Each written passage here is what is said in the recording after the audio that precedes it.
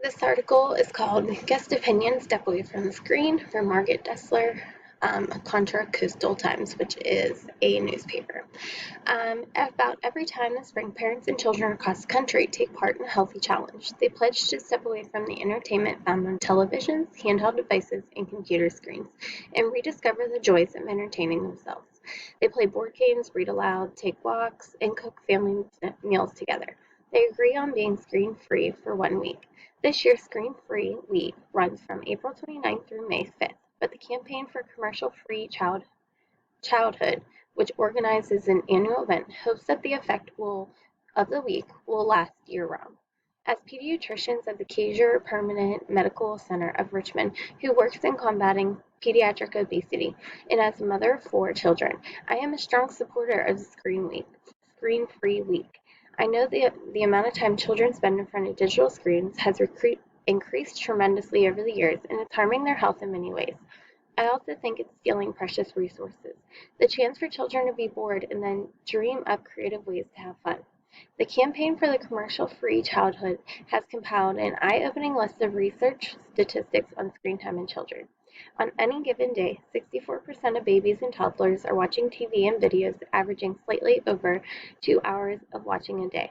Depending on the study cited, preschoolers spend 2.2 and 4.6 hours per day using screen media, including time spent multitasking. 8 to 18 years old take an average of 7.2 hours of screen media per day, an increase of 2.5 hours in 10 years.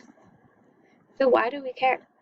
Research shows that babies and preschoolers who spend time in front of the screen spend less time interacting with their parents and less time in creative play, activities that are essential for learning and development. Studies show that screen time for children under 3 is linked to language delays. For older children, screen time not only exposes them to a slew of fast food and snacks food ads, it also replaces the time that is used to spent running around and playing. So it's not surprising that studies find screen time is an important risk factor of childhood obesity. According to one study, for each hour of television viewing per day, children consume an additional 167 calories on average. That's a little more than the calories found in a 1 ounce bag of cheese puffs. On the positive side, research also finds children who spend less time watching television early and tend to do better in school and have a healthier diet and are more physically active. Because Kaiser Permanente wants to keep your children as healthy as possible, we recommend that parents and guardians limit screen time for children to no more than 2 hours a day, with no screen time for children under the age of 3.